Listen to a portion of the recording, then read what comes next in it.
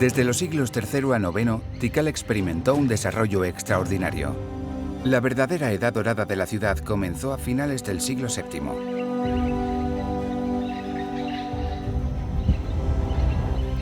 En aquella época gobernaba a unos 2 millones de habitantes y su influencia se extendía sobre docenas de ciudades, pueblos y aldeas. En el exterior del lugar, un radio inicial de 25 kilómetros cuadrados era suficiente para el comercio diario. Los campesinos iban a los mercados locales que estaban a un día andando. A lo largo de su historia, Tikal también desarrolló sus relaciones, especialmente las políticas, con ciudades lejanas, como Copán en Honduras, Caracol en Belice e incluso Teotihuacán, situada a 1000 kilómetros al oeste en México. El comienzo del año 378 supuso un importante punto de inflexión. Teotihuacán, que estaba a 1000 kilómetros de distancia y era considerada la metrópolis más grande de Centroamérica, multiplicó sus relaciones con poblaciones lejanas y puede que llegara incluso a invadir a Tikal. A finales del siglo IV, los contactos, interacciones e invasiones eran propios de Teotihuacán. Había que ver a Teotihuacán para conocer su importancia. Era una gran ciudad del centro de México. Estaba involucrada en todas partes. Tenía un enorme sistema económico, atraía los recursos y construía pirámides. Era enorme. Todo era inmenso. Era un lugar impresionante. Pero lo que creo es que después de este contacto con el líder, el representante de Teotihuacán se instaló. Mató al rey, se casó con su hija y después formó una descendencia mixta de mayas y teotihuacanos. Muchos expertos aún se preguntan ¿por qué la poderosa Teotihuacán invadió a Tikal, que estaba a 1000 kilómetros de distancia? Era una ciudad de la cual era un ejemplo para las demás. Podemos imaginarnos en esa época otras ciudades hablando sobre Tikal, así como hablaban en Roma, en otras áreas de su imperio. Podían hablar de la grandeza, de lo grande que eran sus edificios, de su arte, de sus ceremonias, de sus actividades políticas. Hoy en día, la gente dice que los invadieron porque querían comerciar, pero eso no era lo que querían. El bosque tropical tenía un déficit de recursos porque no había alimentos. Tampoco tenían piedras duras, obsidianas ni jades.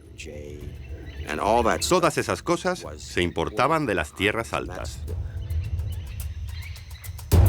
La importancia de Tikal la podemos comparar con las grandes metrópolis que existen hoy en el mundo, como Londres, París, Nueva York, Shanghái.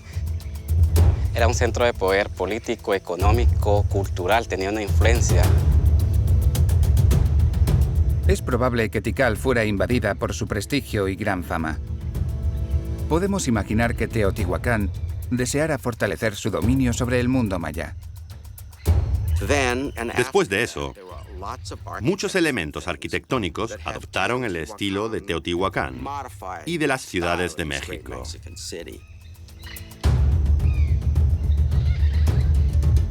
A partir de entonces, Tikal incorporó elementos culturales de los invasores y experimentó un mayor desarrollo gracias a esas influencias externas.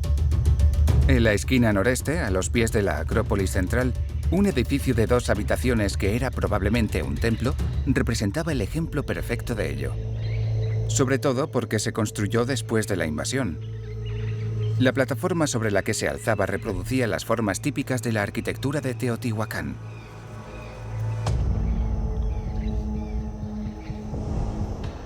El hecho de que se construyera tanto tiempo después de que Teotihuacán se involucrara en los asuntos de Tikal mostraba el efecto duradero que tuvo la metrópolis de México en las tierras mayas.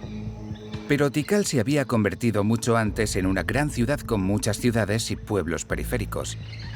Además, los trabajadores emigrantes que vinieron a construir los monumentos contribuyeron al aumento de la población. Es la época de apogeo. es donde vas a encontrar la arquitectura de mejor calidad, las pirámides más grandes, los estucos más gruesos. O sea, realmente en términos tecnológicos, el preclásico tardío es precioso. Tikal tenía una población de más de 60.000 habitantes y el corazón del lugar cubría una superficie de 16 kilómetros cuadrados. Estaba rodeada una zona intermedia que comunicaba con una periferia rural de 63 kilómetros cuadrados que era residencial y agrícola a la vez. Sus victorias sobre las ciudades rivales incrementaron su poder. En las ciudades-estado, los conflictos armados o las alianzas para establecer el poder de los reyes eran muy frecuentes entre los nobles o familias gobernantes. Los mayas también eran guerreros. O sea, la idea de la guerra es interesante porque durante mucho tiempo se pensaba que los mayas eran pacíficos y que era un estado teocrático y que solo se dedicaban al estudio astronómico. Y no fue sino hasta mediados del siglo XX que empiezan a estudiar y darse cuenta que hay muchas representaciones de personas con armas. O en las que el rey tenía un prisionero a sus pies o incluso lo pisoteaba. Un gran rey se medía por el número de guerreros que era capaz de mantener cautivos. Parafernalia de guerra, entonces se empiezan a preguntar, y si ya cuando ya empiezan los estudios más a profundidad, se ve que los mayas han estado, como cualquier otra sociedad del mundo, en guerra todo el tiempo.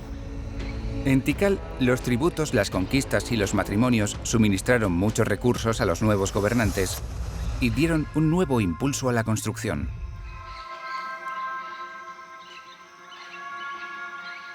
El Templo 1, conocido como el Gran Jaguar, era uno de los más bonitos y emblemáticos de Tikal y representaba un ejemplo perfecto del impulso de los grandes monumentos. Situado en el sur de la Acrópolis Norte, el Templo 1 se construyó a principios del siglo VIII. Tardó 15 años en construirse. Al observar este templo era imposible no caer impresionado ante su tamaño colosal. Medía 47 metros de alto y estaba hecho con piedra maciza. En Tikal, el Templo 1, conocido como Gran Jaguar, se ha convertido como el emblema de la ciudad. Era el más impresionante de la zona. Tenía el estilo característico del arte de Tikal, que destacaba sobre el resto de ciudades por su verticalidad y por el tamaño de la piedra que coronaba la cima del templo. La importancia de ese templo es que fue de las primeras estructuras solas.